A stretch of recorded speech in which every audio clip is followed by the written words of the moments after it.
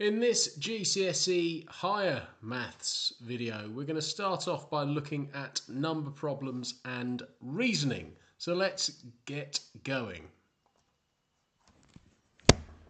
Whenever you're asked to do any form of combinations of different things, you need to think about if there are m amount of ways of doing a particular task and n ways of doing a second task, the total number of combinations of doing a first task mixed with a second task is calculated by doing m times n.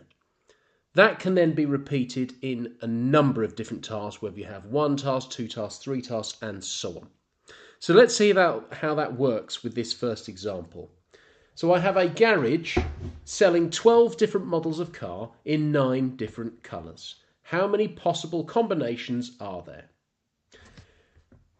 So we have 12 different models of the car, and we can multiply that by 9 of the different colours, and that will give us 108 different combinations. We can continue that particular rule with this one. For different makes of cars, work out how many possible combinations there are for 8 models and 7 colours. So your calculation becomes 8 multiplied by 7, which gives you a total of 56 combinations. Similarly, for 15 models in 11 different colours, we can do the calculation 15 multiplied by 11, and that gives me 165. As mentioned at the beginning of the video, this can be extended to a number of different options. So for this example, I've got a restaurant offering 3 starters, 5 mains, and 4 desserts. Part A asks how many possible combinations of 3 courses are there. So we follow the same rule and we multiply the 3 different courses together. So I have 3 starters. I multiply that by the 5 mains and then multiply that by the 4 desserts. That gives us an answer of 60 different combinations. Part B says Sophie wants to order a starter and a main, or a main and a dessert. Show that there are 35 different options for Sophie's meal. So we have the key words show that. That means we must show our working. So let's consider, right, starter and a main, that would be calculated by doing 3 multiplied by 5. And then a main and a dessert would be calculated by doing 5 multiplied by 4. Now at the moment, these 2 calculations aren't connected. So I would need some brackets around each one, so I get my order of operations right, and then I add the 2 together. So I have 3 times 5, which is 15. I then add the combinations for a main and dessert, which is 5 times 4, that's 20. I'll add those 2 together, I get 35. Therefore, I have shown that there are 35 different options for Sophie's meal.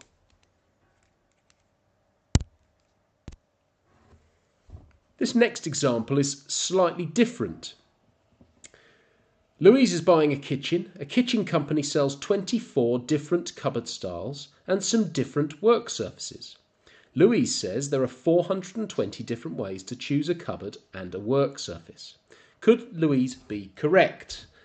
Show how you get your answer. So you can't just say no or yes. You must have some working to back it up.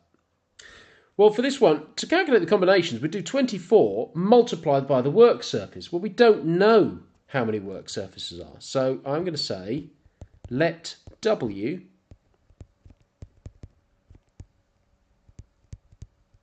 be the amount of work surfaces.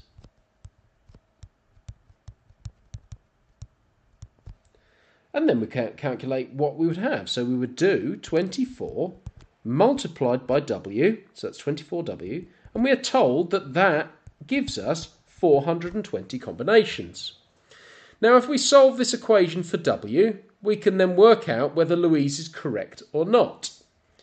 So I'm going to divide by 24. This is a calculator question, so I can rely on a calculator. And I have 420 divided by 24. That gives me an answer of 35 over 2. For this calculator, we press Format, down arrow to convert to a decimal, and I have 17.5. So W is 17.5. This should ring some alarm bells, because a number of work surfaces must be an integer. It must be a whole number. So we can now say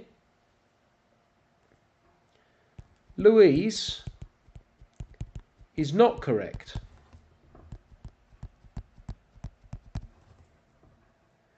Since 17.5 is not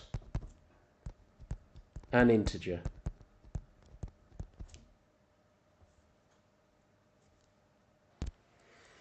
Our final example looks at working out a number of combinations from a repeated amount of different possibilities and permutations.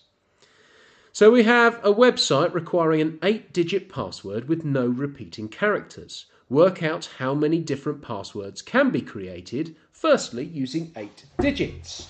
Right, so if I've got 8 digits, my first digit, I'm free to choose the digits from 0 to 9. So I have 10 possible numbers. I then multiply that by how many digits I have left. Well, this says no repeating characters, so I cannot use the same number again. So I only have 9 left to use. And then for the third digit, I only have 8, and so on. And we continue to write this until we have got 8 numbers to multiply together. So I have 10 times 9 times 8 times 7 times 6 times 5 times 4 times 3. I think that's 8, but I'll count just in case. 1, 2, 3, 4, 5, 6, 7, 8. Yes. We can put that in our calculator. I don't think I can do that one in my head. So 10 times 9 times 8 times 7 times 6 times 5 times 4 times 3. And we get 1,814,400.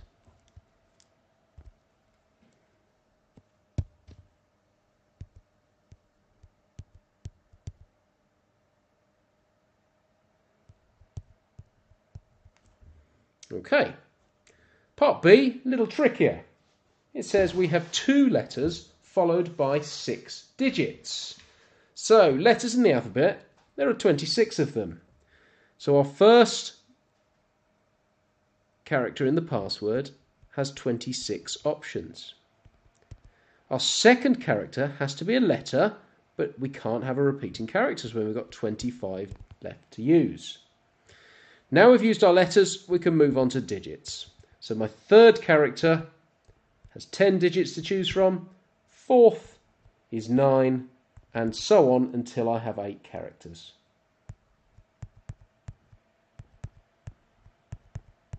And as always, just count, make sure you got it. 1, 2, 3, 4, 5, 6, 7, 8. Okay, put that into your calculator.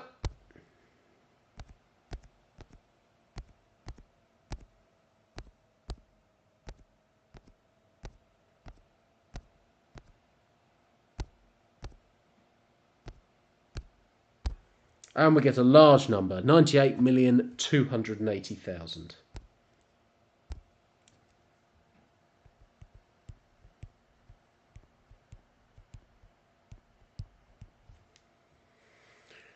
And the final one, slightly different. We've got 1, 2, 3, 4, 5 different non-alphanumeric characters, of which we're allowed to choose one of them, followed by 2 digits and then 5 letters. Right, let's deal with the non-alphanumeric. I've got 1, 2, 3, 4, 5 to choose from. I then multiply that by initially 10 digits. Third character can be 9 digits. And then followed by 5 letters. So It's going to go 26 times 25 times 24 times 23 times 22. And again, 1, 2, 3, 4, 5, 6, 7, 8. Okay, this is going to be a large number. Definitely can't do that one in my head. So 5 times 10 times 9 times 26 times 25 times 24 times 23 times 22. Very large number. 3,552,120,000. So let's write that down. 3,552,120,000.